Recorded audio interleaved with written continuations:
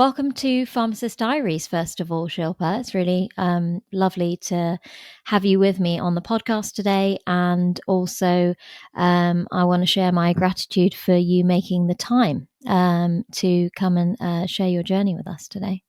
Oh, thank you so much, Anisha. I really appreciate being invited onto this podcast, and look forward to sharing my experiences and what I've been getting up to lately. Absolutely. I guess I always ask this question when I start the podcast is why you chose to become a pharmacist in the first place. Maybe quite a typical answer. I would have thought I didn't really know what I wanted to do, and my parents said, "You've got to go down the science route. You've got three or four options." And they kind of, my sister is a dentist, and my other sister's a pharmacist, so it kind of.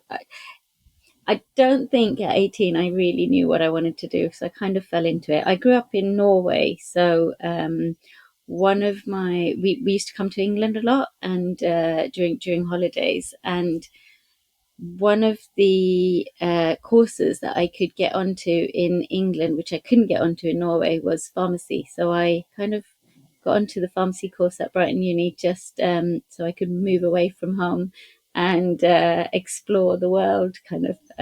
So yeah, so that's really what made me come to Brighton Uni and study pharmacy. Nice. What were your family doing in Norway? They've lived there for almost 50 years now, I think. That's amazing. So yeah, so when a lot of the East Africans kind of moved to England, my mum was working for an oil company in Nairobi, and Okay. rather than using kind of her British passport to come over here, she got a transfer with work. So she was one of the first Indians in Norway Oh, 50 that's years so ago. And cool. yeah, so my mum and dad moved over, didn't know anyone, just moved to this kind of Yeah. snowy white place in the middle of nowhere, which they'd never heard of before. And then, yeah, I was born there. Nice. Well, what was it like growing up there compared to, I guess, what your children have experienced growing up here? Norway's a beautiful, beautiful place. The people are really chilled, really relaxed. Things work more efficiently than here, I'd say. Things are quite organized. Everything's very structured. Um, it's not very multicultural. So, I was the only kind of brown person that I knew of in my school, in my village. And I came to Brighton and felt like, whoa, this was very different for me to suddenly kind of be in the middle of this multicultural town, and I felt like I fitted in really well here, and I've kind of stayed here ever since. My family's still in Norway, so I do go back quite often. So Do yeah. your children enjoy going to visit them for Yeah, yeah, holidays? yeah. They do enjoy. They've started skiing, and Oh, all the amazing. ancient sports. It's one of the first things you learn when you're there. So yeah. Yeah. Oh, that's good. Oh, well, it's nice, I guess. I mean, my parents are 10 minutes down the road, which is a luxury when you need help with childcare, especially when you've got a toddler or, a young 4-year-old, when you need a bit of a break on the weekend or whatever. Yeah, Parents kind of come to the rescue, right? Or yeah, if you're stuck at work and you need your mum to help you pick up your child if they're not well or whatever, they're available. And it exactly. it is nice. Like I've been raised in a family which is extended and spent a lot of time with grandparents and cousins, aunts, uncles, and I'm so close with a lot of those members of my family that when we were living out in UAE and Liliana was born, I did have a lot of guilt associated with being so far away. Um, from them, a 7-hour flight, because I felt bad that she wouldn't have that same kind of experience. But, it's also really special for your children to obviously go school holidays and vacations out to visit your parents because it just feels like that quality time is there as well. So you kind of get the best of both. But that's a really nice experience. Quite Mm. cool as well. Yeah, we had a similar thing. We were thinking of moving out to Australia, and we went Oh, out there yeah. for about 8 or 9 weeks. We were out there, and I looked for job. I found a pharmacist job there, and Um, and we had the same thing. This was before kind of Facebook and WhatsApp, and so communicating was really really hard. And I must be 16 years ago, because I had just had my daughter, and we just felt like we had no communication with Europe, and we just found it really really difficult to stay in touch with people here. Mm. But yeah, I'm in a similar situation now, because we moved back to Brighton again after. So we qualified and moved to London, and then we moved back to Brighton because my in-laws live here.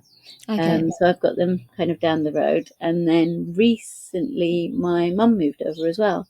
So I've got her 3 or 4 doors away. So yeah, we've got a really nice network set up now. Whereas the first 5 years of motherhood, I didn't have any help. I don't think we even went to the cinema for the first 5 years when we were on our own, and now we can do anything because we've got loads of childcare, loads of help. No, that's great. I mean, it's nice to have that kind of little mini network as well close by. It's nice for the kids to spend time with family members, and kind of Really weekends. lovely, yeah. Weekends pass so quickly. Like, I might pop over to my mum's house on the weekend for a cup of tea, and it lasts like 2.5 hours. And if we're bored at home, we haven't had many plans recently with my pregnancy kind of coming to an end. We might just pop over to visit mum, but it's 3 hours. She just, enjoys spending time with my dad, like goes in the garden, like helps him with gardening and watering plants. And I get to relax, put my feet up for a little while. It's quite nice. Well, Yeah, I you've do got a it. 4-year-old. I remember what that was like. Yeah, constant Mine entertainment, are I a tell bit you. older now, so it makes things so much easier once they're a bit older. Yeah, I can't, obviously I look forward to that. At the same time, obviously, we miss all the snuggles and cuddles and them being needy. And you're like, why are you rejecting me and closing your door and wanting privacy and all of those things. So it's, yeah, that Yeah, I've just transition I've into just been parenthood's through. hard. I've just been introduced to the teenage years, Yeah, yeah. Good and luck. it's been quite tough. Yeah. Yeah, I'm sure it has been. I'm sure it has been. I'm worried about, well, because I've obviously got one girl. I've got a boy coming. What it's going to be like. Oh, that's what I've got. So you've got a Yeah, 4-year gap between your two, and I've got a yeah. 4-year gap, and Oh, my older one's nice. a girl, and the younger one's a boy. He still gives me loads of cuddles at 14, Excellent, so that's excellent. really lovely. Good. Well, let's hope for the best for me. I guess so. You came to the UK, went to Brighton University. What were your passions in terms of what you enjoyed in university, and where could you see yourself Mm. working at that time? I think during university I was actually really really confused. I did, I hadn't quite. I found university really really difficult. Mm, I found kind of adapting to living in a new country, and I think I had quite a difficult time, but I just kind of got through it. I made loads of really really good friends who supported me through it. And it was kind of just, I don't think I thought about the future a lot. It was just kind of getting through those 4 years at university, and seeing where I'd end up. I was, the plan was, because I was here on a scholarship from Norway, and because there was a shortage of pharmacists in Norway, so I had kind of signed a, a contract to say I'd be back in Norway again. And then I met my lovely husband at uni, and decided to stay here. So I kind of had to negotiate with them to let me stay here, and I did my pre-reg. So I would have, the plan was I would have gone back home again to do my pre-reg. But yeah, I stayed here, and it was all quite kind of last minute. So I ended up in a pharmacy in Dartford, a place I'd never heard of before, and kind of moved to London all by myself. And so I think things just happened really really quickly for me, and I wasn't really thinking long term at the time. It was just a matter of kind of mm, getting the qualification. Most people at the time used to go down the community pharmacy route, so I just kind of went along with what was going on, and I went down the community pharmacy route. um, got a job locally, not far from there, in Gravesend. So I worked in Gravesend for about 5 years, and I ran a really lovely little kind of village pharmacy, and that's probably where I kind of learned all my skills and learn how to be a pharmacist. It's really difficult, isn't it, when you first come out newly qualified and you realize that the real world is very different to what you've learned at university, and you Yeah. suddenly feel like you have to learn everything kind of all over again. Yeah, no, I've had this discussion a couple of times with other pharmacists that you do go on placements and but they're quite short during university. And a few pharmacists I've interviewed have who are older, who've gone to universities with the sandwich courses where they've had 2 6-month placements within the university degree, have found that that has been really beneficial for them to apply the knowledge that they've learnt at a university level, which I think is a great idea as well. And we're kind of taking a 360 by kind of moving towards that direction for the future, is trying to integrate placements like UEA is doing it at the moment, I think, where they have students come to the hospital for 6 months, like, in their second year, I think, at university, and then they do a further 6 months later, and they combine it. It's effectively a pre-reg year within the course itself, which I think is a great idea because it allows the student as well to explore the skills and actually put them into practice and see where they fit in into the pharmacy world, because you get a crazy amount of information overload as a student from everything, biology, chemistry, organic chemistry, pharmaceutics, consultation skills, all the clinical knowledge that you have to learn. I mean, you're just literally a machine of taking in information.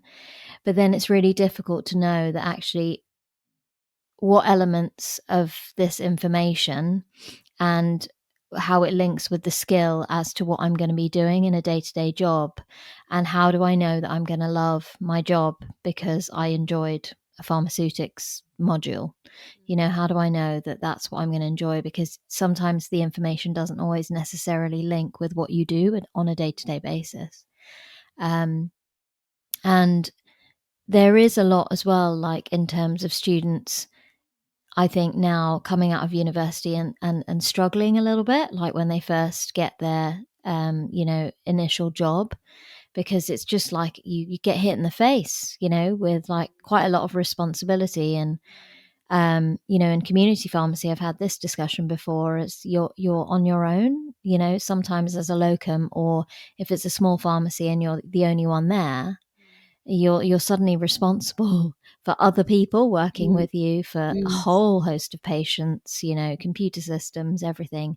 And though the pre-reg year is there to train you towards that, it's still quite difficult to then start on that first day for some mm, people. mm, It's not everyone is like super confident and kind of can go into an environment and just get on with it. There are people who kind of need a slower transition. Yeah, because I feel like during the pre-reg year, I learned so much because it's putting that theory into practice, isn't it? And it's just getting getting your hands dirty and just going in there. But like working, because I work with a lot of doctors now, and they get to do all these placements, and I just keep thinking, why were we not given that opportunity at the time? Mm. I keep thinking that the degree course needs a bit of kind of rejigging, and you say it probably is. I haven't kind of looked into it recently, but it just feels like we should have had more placements. We should have had more on the job kind of experience before we, yeah, literally the day after pre-reg, you're in charge of a pharmacy, and, I and know, it's you're just kind of madness. running it, and like I keep saying, it went so quickly for me that I've never kind of thought back to what it felt like. But to go through that again right now, I think it'd be really daunting. And yeah, I think we were just we were probably more resilient at the time, and we just kind of put up with things. But when I look back now, I think, how did I just go into day one and just be able to run a pharmacy, you know? Um, Yeah, because there's a lot of especially with community as well, like there is a lot of business, related to running a pharmacy. Even, all the procurement and ordering, and you mm, may do that mm, in your pre-reg year, but I don't know how much people get exposed to it. A lot of the time they are on the counter or dispensing or practicing checking, getting things signed off, because there's a million and one things to get signed off in terms of their training year. But how much exposure do they get to finance and budgeting and, mm. Yeah. procurement, distribution, all of that? To go to day one and be like, oh, by the way, I need to make loads of orders today. How do I do that? It's quite overwhelming. I think you just end up learning on the job without Yeah. realizing it, because I've had skills that I didn't even realize I had. And the other day, I was at one of our kind of partner meetings, and one of the GPs said, "Oh, put Shilpa in charge of that because she's got the business background." And I thought, I haven't got business background, but to them, they all think I'm trained in business, and I remember reacting to it and thinking, why do you think I've got a business background? But from just the skills that you learn by being a community pharmacist, you don't realize the things you're picking up over the years. And I was a community pharmacist for probably about 17 years, and I picked up so many skills which I never realized would help me kind of like when I transitioned over to GP pharmacy. Um, so so I really feel like having that community pharmacy basis has taught me so much, Without even realizing. without And it's realizing. it's we're not taught to really sell ourselves, are we, in this career pathway?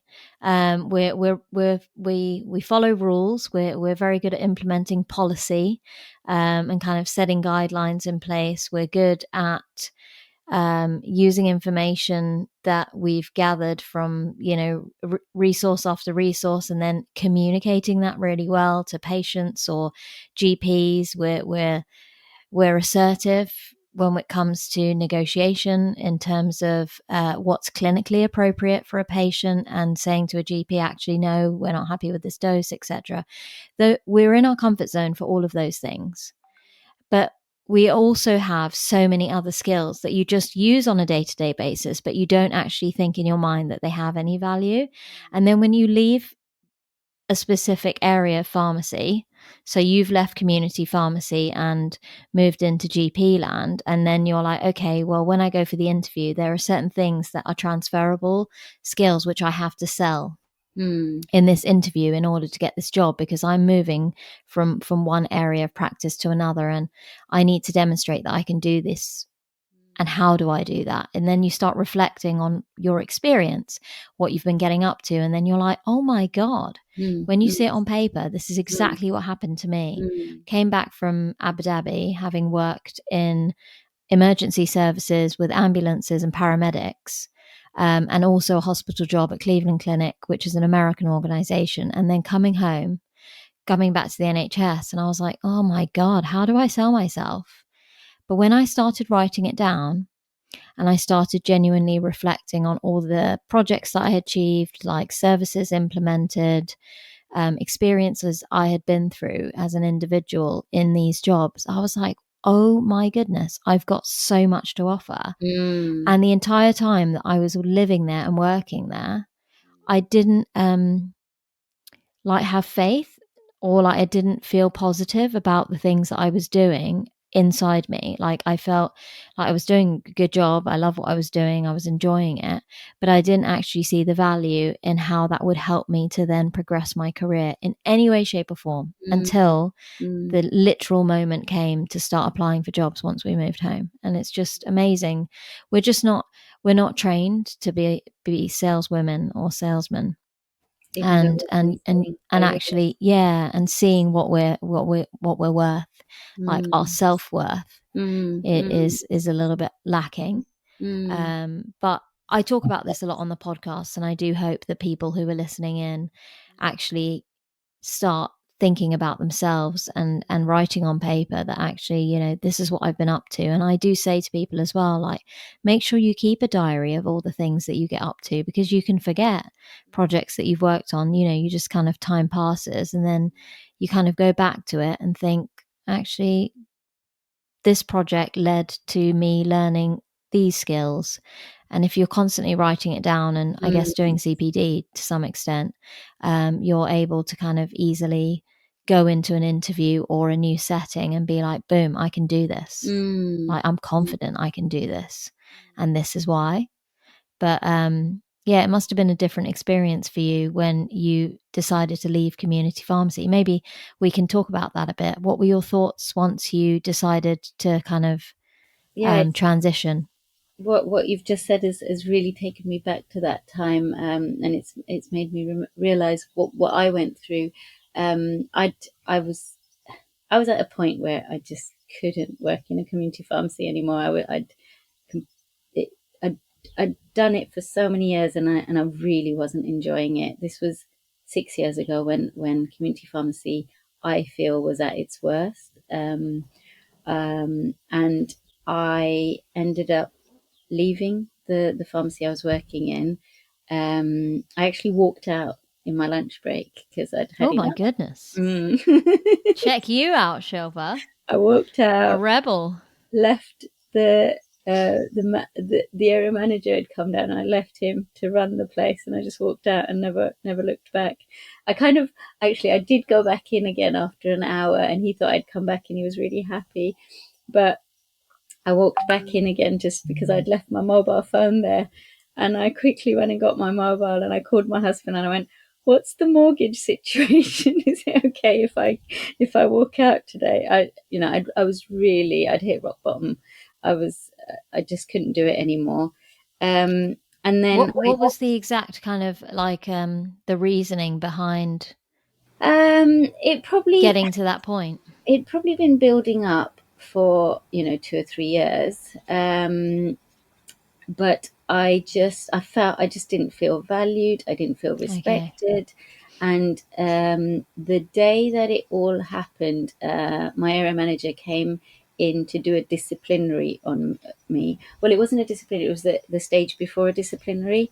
It was like kind of a facilitated meeting, and the reason they were doing a disciplinary was because I had got the rota wrong, and I had didn't. It wasn't a clinical error. It was something to do with me not staffing the pharmacy correctly on a Saturday. So we ended up short staffed, and I apologized for it and everything. But they made me close the dispensary for an hour so I could have this meeting, and I just felt like there's so many important things going on, and all these clinical, um, I kind of felt really scared when I got the phone call, because I thought, oh my God, I've done something really bad. I've probably made, a clinical error or something. And when I found out that I was being disciplined because of a rota situation, I just felt so disrespected. And I just thought,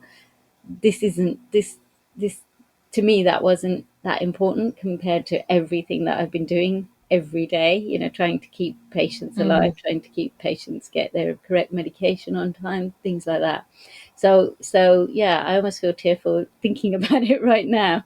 But it was a really hard last few months, and that kind of was just the icing on the cake. And I thought, I just can't take this anymore, and I just walked out.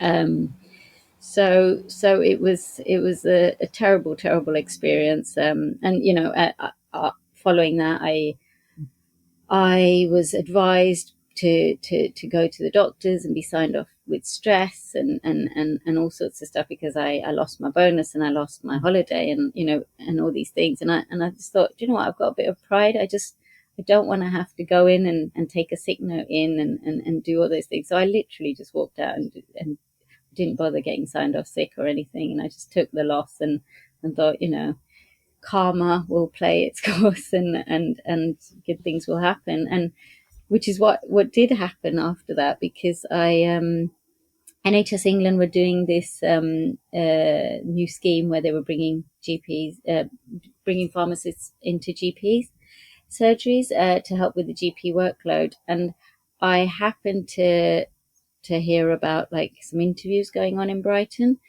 and I was kind of at a stage in my life where I was just reflecting and thinking, okay, what do I want to do next? What do I want to do next? So I actually booked a ticket to India, and I thought, right, I'm going to go traveling with my family, and just see what happens when I come back. I'll take a few months off because I'd been working for many, many years.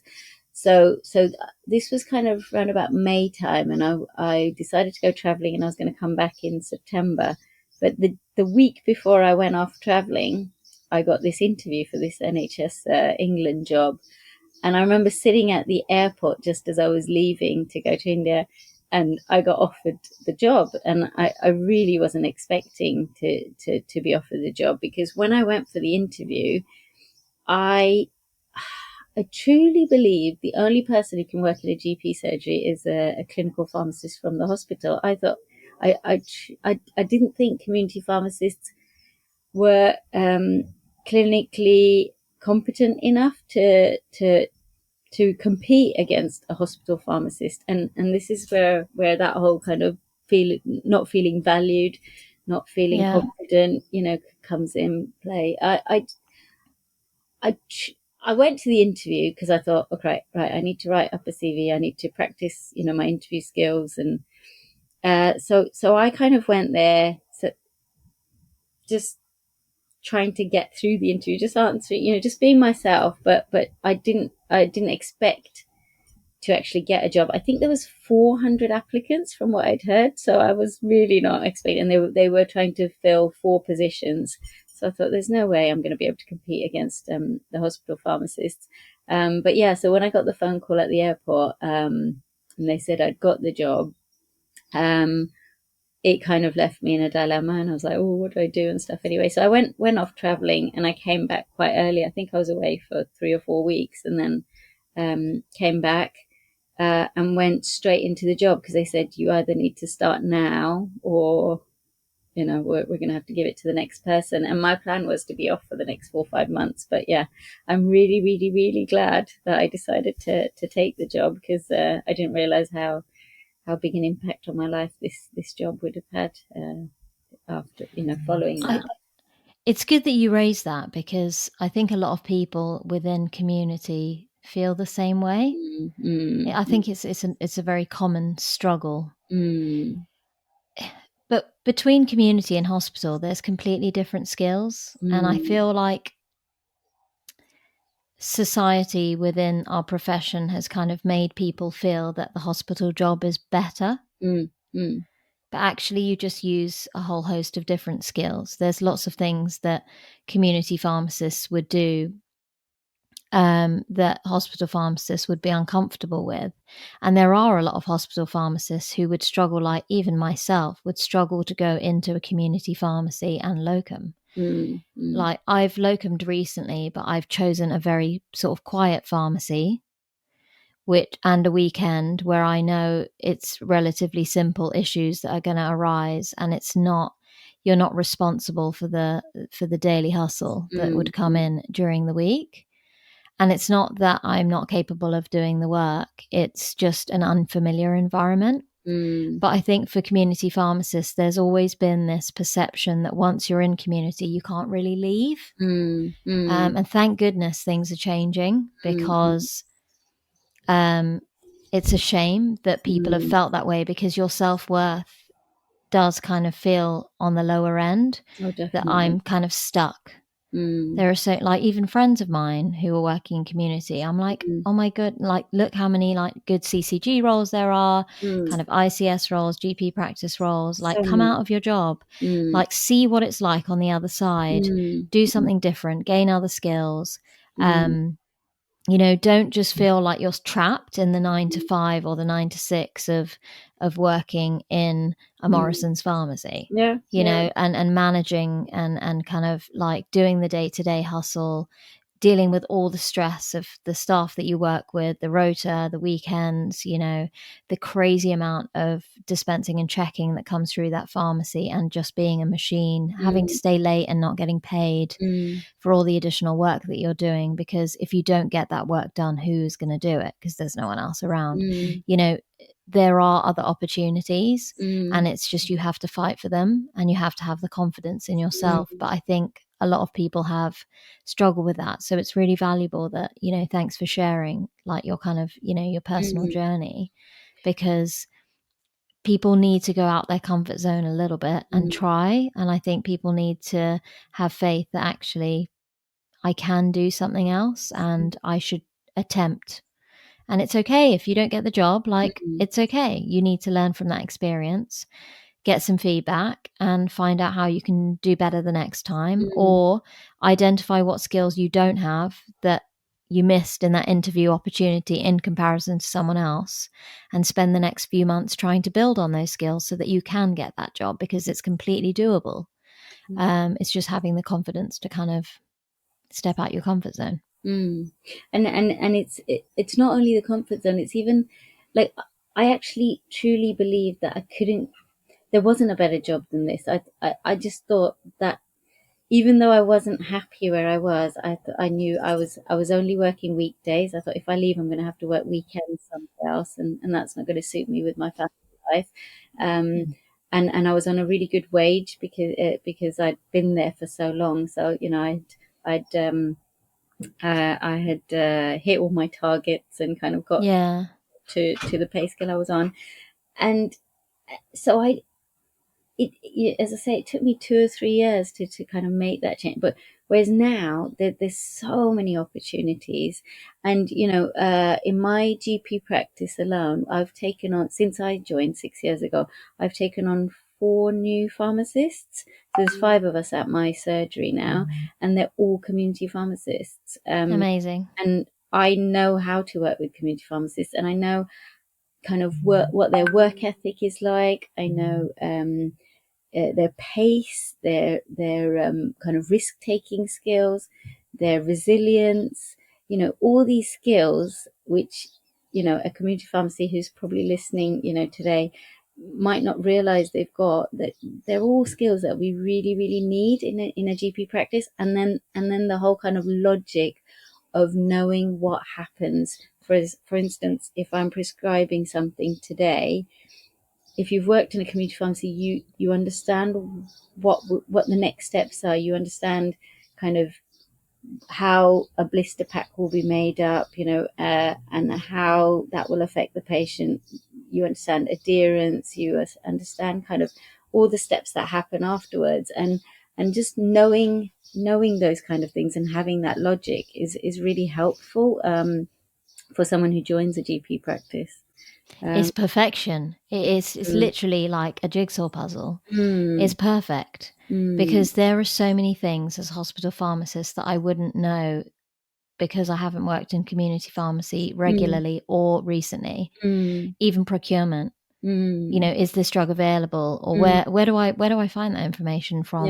You yeah, know, or yeah, can I call a colleague that yeah, I used to work with to say, can you get it from AAH? You yeah, know, like, you know, the yeah. availability of the drug, like, Mm. you know, is it a 30-day supply? It's just like, it's so easy. You know, the size of the tablet, Yeah, you know, exactly. so when you're actually prescribing something for a patient, you kind of know if they've got issues with swallowing. You're like, oh yeah, no, I know that I can get Mm, this brand, which is mm, much smaller tablet than the other. And mm. that insight is just completely invaluable. there's Yeah. there's so many things that me personally and professionally I wouldn't have any awareness of. Mm, You know, even how long something takes to come into stock mm. on a day-to-day basis, or Yeah. what, you know, what drugs we do have general supply issues with, because the contracts that you have in community pharmacy for ordering are completely different to what we get in hospital. Mm, And yes, we have availability of probably a wider range of medications and lots of weird and wonderful.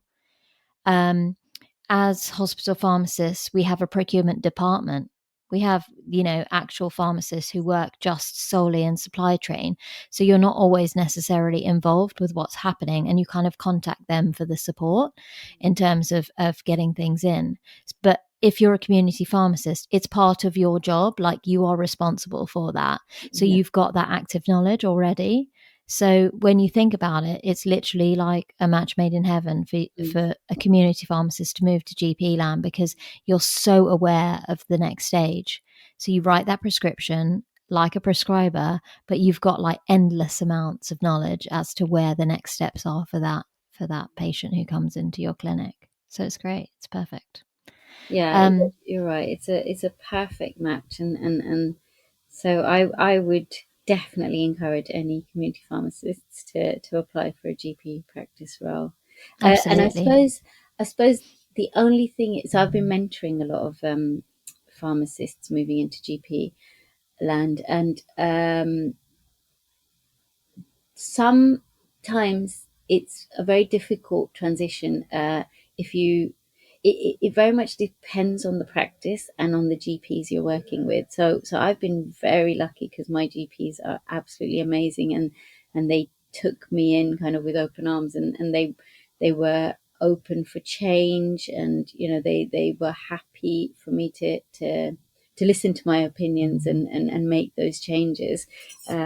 Just even small things like I understood who you could refer to the pharmacy, and I put Mm, in a whole new process when I first moved in on taking workload off of the GP practice, and sending patients for NMSs, sending them for MURs, sending them to go and see their pharmacist. We did this big campaign, but I've worked with some pharmacists who make suggestions to the GPs, and some GPs are very careful with their cohort of patients, and they don't want to share them, and so there are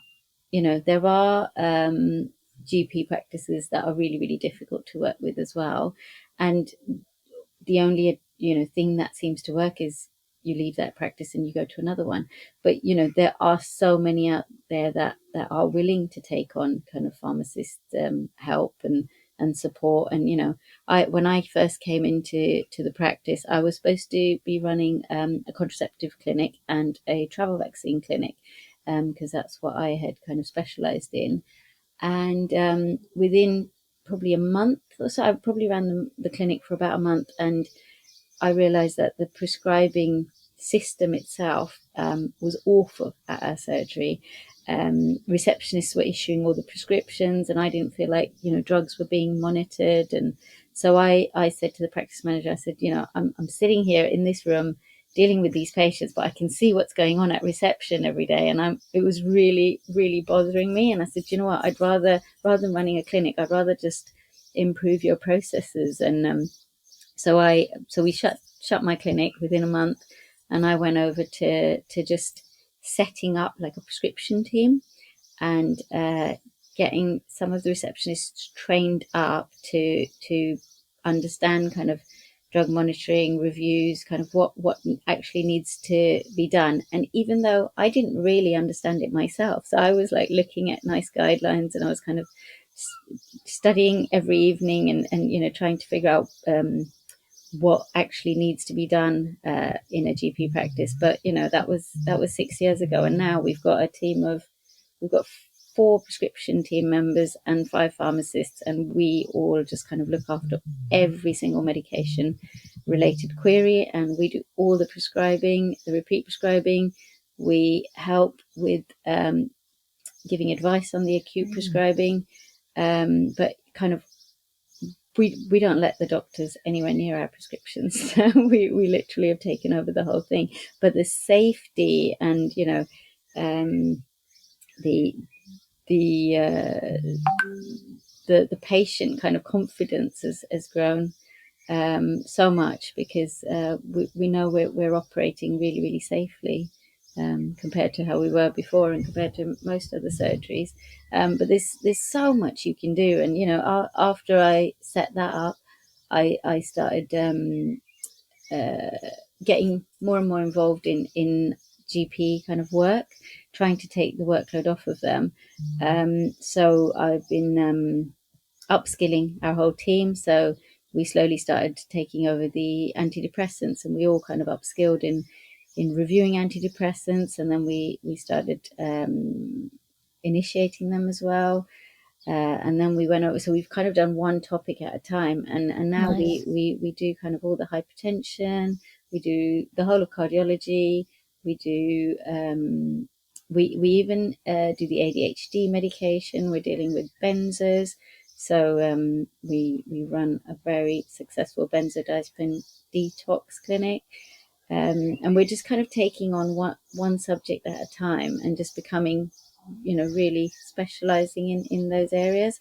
And I've been doing this for 6 years, and we're working at a really fast pace. We just keep moving, but there's still so much more to be done. And I feel like, even in 10 years time, I'm going to be still thinking of, workload that can be taken off GPs and moved over to pharmacists. And even just a couple of days ago, there was a problem, and I went, oh, well, let's just get another pharmacist in and we'll get that sorted. So because there's such a shortage of GPs, and there's a shortage of nurses, whereas we've got all these really competent pharmacists who could be doing, all these, like, for instance, we had a problem with all the pathology, so all the blood test results that are coming in.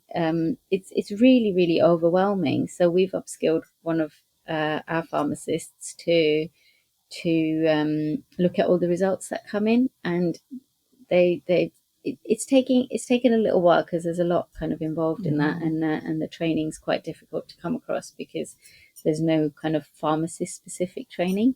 But we're putting like protocols in place, and we're just kind of all of us are learning it. But this one of my pharmacists is now kind of dealing with most of the pathology results that come to us, and so it's kind of like we've got the basic skills, and we're just trying to kind of upskill to be able to do more and more. And now we can do fit notes as well. Oh, So yeah.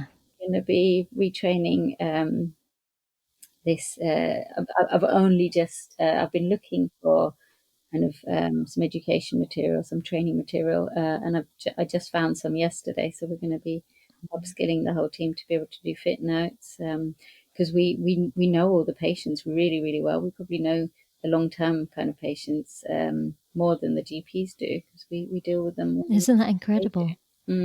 That's so cool. I mean, that when you think about the beginning of our conversation and looking at transferable skills, look where you've come from and look how innovation, creativity, and a bit of confidence has allowed you to actually say to a GP practice and a practice manager that actually, let me do this. Let me help with service improvement. Let me look at this process that we've got and try and improve it. And it's not necessarily anything specific with community pharmacy or the experience that you've had in the past, but like sometimes when you've come from a different role, it's like your brain is wired to do all of these things, but you can also see that there's problems with the process. And then you're like, okay, well, I'll take the initiative and I'll step out my comfort zone and try to help to make things a little bit more streamlined, because actually I have to utilize this process in my day to day in this clinic that I'm running, and kind of what I'm doing with travel and what did you say it was? Contraception. Contraception, yeah. That's my pregnancy brain, I think.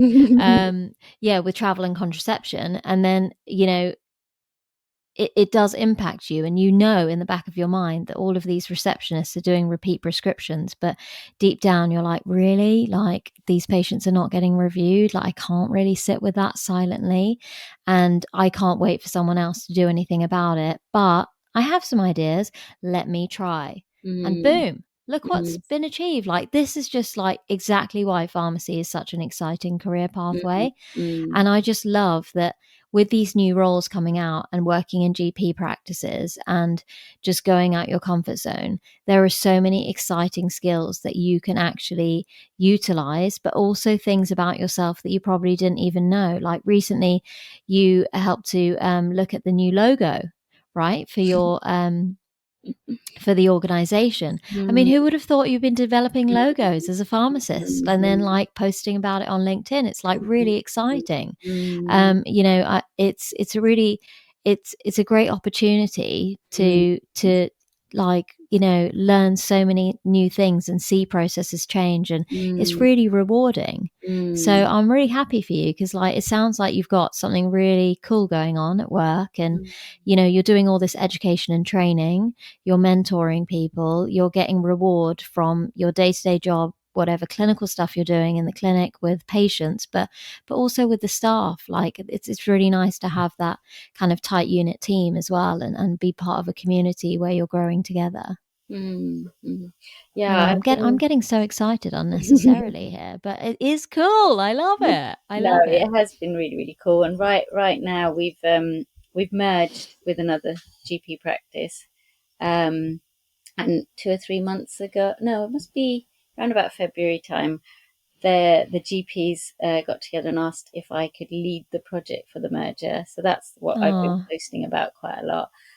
So I and you wouldn't believe how much is involved in a merger project. To the point where like it's been my day job for the last 3 4 months, and we just merged on Friday.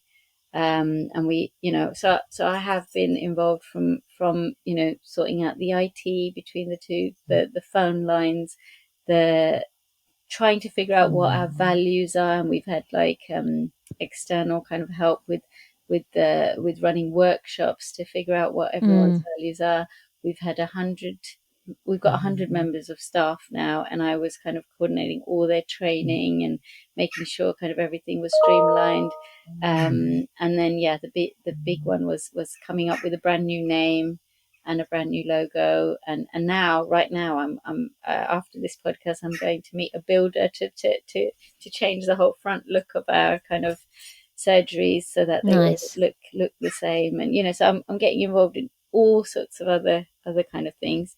But at the same time, I was running a clinic yesterday, Mm, and I'm still running my pharmacy team. I'm getting really, really involved with the receptionists. I've been sitting at reception for the last week and just trying to understand how reception works. So I've been there 6 years, but I've never kind of had a chance to sit yeah, and understand that, and just to make sure all our processes are going well. So I'm getting involved in anything I want to get involved in, really, and yeah, it's to the point where I'm so excited about work all the time, and I just I I just kind of think about it all the time, but because I don't stress about things, so it's not like it worries me, but I get really excited, and I'm just like constantly thinking about new ideas, and I mm. know that I can make loads of changes, and I can implement these things. Yeah, So definitely. And like getting exciting. involved with all this operational work is also quite exciting in terms of skills development and, um, you know, service improvement. I love it. Project management, I love it. I discovered that when I worked in Abu Dhabi, because I did so much, and then I realized, wow, this is fun. I really enjoy it. It's really rewarding. I never thought that I would be doing this as part of my Mm, job, and now any opportunity that comes up where a service can be improved, boom, I'm there. Like I put my hands up to kind of mm, support. mm, um, and this is one of the beauties of kind of sharing this on the podcast, is really like for me is understanding my passions and what I love within pharmacy, and just mm, going for it and mm. finding those opportunities to do things that you truly enjoy. And it sounds like you love everything. um, and it is great. It's a great opportunity for you now to, obviously your children are older and you've got that freedom. So I'm happy for you, and I really appreciate the time that you've given to the podcast today. And I feel like we've got a lot out of this conversation, and you've shared a lot about who you are and who you've become over the years. Oh, yeah. No, I've really enjoyed it myself as well. It's been great thinking back to what we've been achieving, and what I've been doing. Yeah, really, really enjoyed this. Good.